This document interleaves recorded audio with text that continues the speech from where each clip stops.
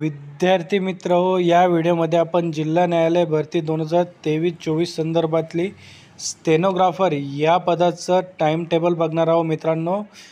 Short हँडची taste कधी होणार आहे, टायपिंग टेस्ट कधी होणार आहे व त्यांच्या मुलाखती कधी होणार आहे त्याबाबतची संपूर्ण अपडेट वेळापत्रकची माहिती मी तुम्हाला आज या व्हिडिओच्या माध्यमातून देणार आहे. नमस्कार मित्रांनो, माझं नाव भूषण. आपली नोकरी.com या यूट्यूब चॅनलवरती मी तुमचं स्वागत करतो. मित्रांनो, जर तुम्ही माझ्या चॅनलला नवीन असाल तर चॅनलला सबस्क्राईब करून घ्या आणि बाजूला दिलेल्या बेल आयकॉनला प्रेस करा, म्हणजे मी अपलोड केलेल्या व्हिडिओची माहिती तुमच्यापर्यंत लवकरात लवकर पोहोचेल.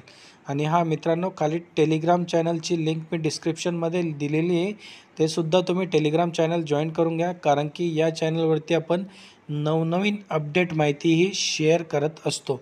तर बघा मित्रांनो, आपल्या सर्वांनाच माहिती की जिल्हा न्यायालयाची भरती प्रक्रिया ही सुरू आहे. त्याच्या मध्यंतरी जो स्टे लागला होता मित्रांनो, तो दिनांक 9 जुलै 2024 रोजी सुप्रीम कोर्टामार्फत हा उठवण्यात आला आहे.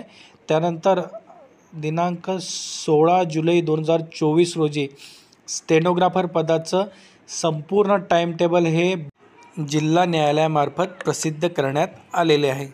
तर बघा, पहिल्या सिरियल नंबरमध्ये काय आहे, दिनांक 16 जुलै 2024 ते दिनांक 22 जुलै 2023 या काळामध्ये जे पात्र उमेदवार आहे त्यांना वेबसाईटवरती जाऊन त्यांचे ॲडमिट कार्ड हे डाउनलोड करायचे आहे. यासाठी त्यांनी एकूण आपल्याला 6 एवढे दिवस दिलेले आहे. त्यानंतर पुढे बघा, दिनांक 24/7/2024 रोजी इंग्लिश शॉर्ट हँड टेस्ट ही विद्यार्थ्यांची होणार आहे. त्यानंतर पुढे आहे 25/7/2024 रोजी. या दिवशी मित्रांनो उमेदवारांची मराठी शॉर्ट हँड टेस्ट ही होणार आहे. त्यानंतर दिनांक 16 जुलै 2024 रोजी इंग्लिश शॉर्ट हँड टेस्टचा रिझल्ट व मराठी शॉर्ट हँड टेस्टचा रिझल्ट हा डिक्लेअर होणार आहे.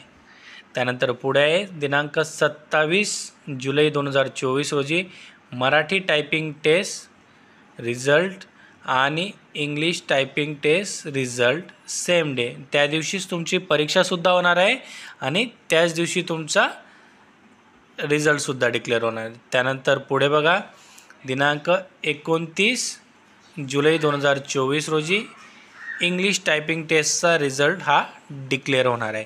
त्यानंतर लगेच दुसऱ्या दिवशी 30 जुलै 2024 रोजी तुमचे इंटरव्ह्यू हे शेड्यूल करण्यात आले. तर बघा मित्रांनो, फक्त 15 दिवसामध्ये यांनी पूर्ण प्रक्रिया ही संपवण्याचा निर्धार घेतलेला आहे. आणि कॅन्डिडेटला जर कोणत्याही प्रकारची अडचण असेल तर त्यांनी हेल्पलाईन नंबरसुद्धा देऊन ठेवले आहे मित्रांनो. विविध डिस्ट्रिक्टचे वेगवेगळे हेल्पलाईन नंबर आहे. हे जे टाईम टेबल मी सांगितलं आहे मित्रांनो, तुम्हाला हे लातूर डिस्ट्रिक्टचं टाईम टेबल सांगितलं आहे.